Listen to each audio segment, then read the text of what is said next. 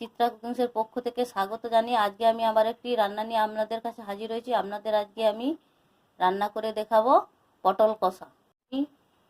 রান্না করে দেখাবো আলু পটল কষা। তার জন্য দেখতে পাচ্ছেন এই যে 1 কিলো পটল কেটে নিয়েছি, আলু কেটে নিয়েছি পরিমাণ মতো। এগুলো দিয়ে আজকে আলু পটল কষা রান্না করে দেখাবো। আগে থেকেই গ্যাস জ্বেলে দিয়েছিলাম, কড়া গরম হয়ে গেছে। পটলটা ভেজে নেব, তার জন্য সাদা তেল দিয়ে দিচ্ছি।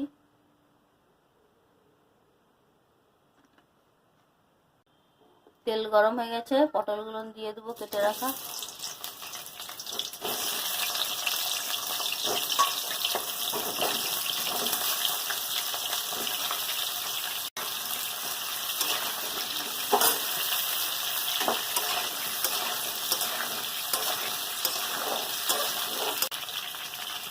পটলটাকে ভেজে নেব আগে, এরকম করে নেড়ে নেড়ে গ্যাস কমিয়ে অল্প আঁচে।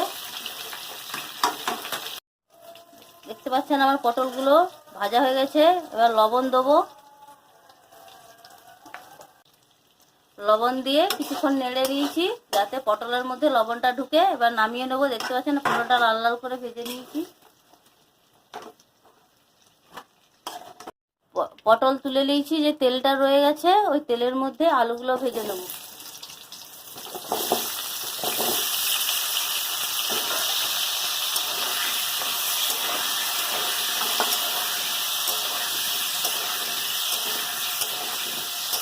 আলুটা ভাজা হয়ে এসছে, লবণ দিয়ে দেবো। আমার মতো লবণ দিয়ে দিলাম।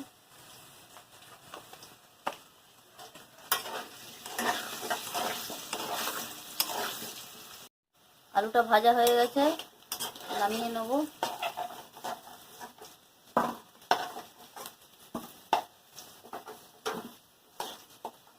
এবার পটল কষাটা রান্না করব। তার জন্য কড়াইয়ে যে আলু পটল ভাজছিলাম তেল রয়ে গেছে, তাতে অল্প একটু সরষের তেল দিয়ে দেবো। করে চিনি দিয়ে দেবো। চিনিটা লাল হয়ে গেছে, ফোড়নে 5 ফোড়ন, একটা তেজপাতা, রসুন বাটা,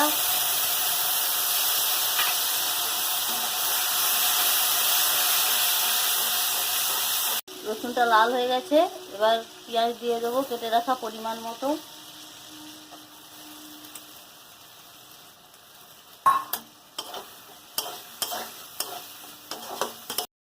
দেখতে পাচ্ছেন পেঁয়াজটা গলে গেছে। এবার আদা বাটা দিয়ে দেবো পরিমাণ মতো।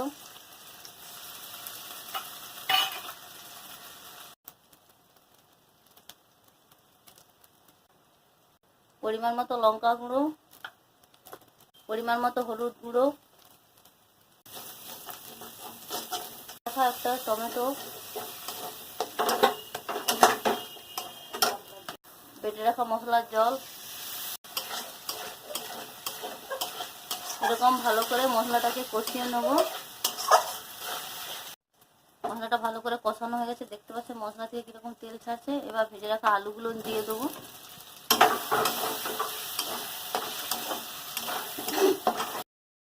আলু দিয়ে কিছুক্ষণ কষিয়ে নিয়েছি। এবার পটল দিয়ে দেবো।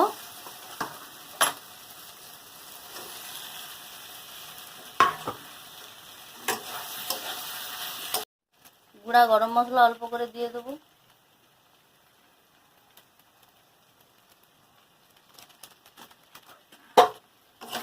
এরকম ভালো করে কষিয়ে নেব কিছুক্ষণ।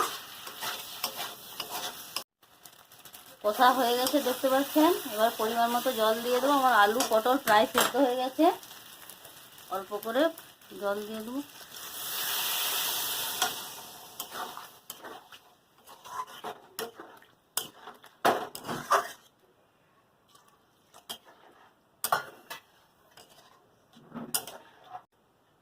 জল দিয়েছি সেই জন্য পরিমাণ মতো লবণ দেবো।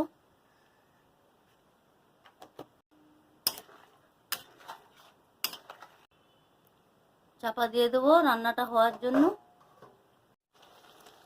পটল কষা রান্নাটা আমার এখানে হয়ে গেল, দেখতে পাচ্ছেন।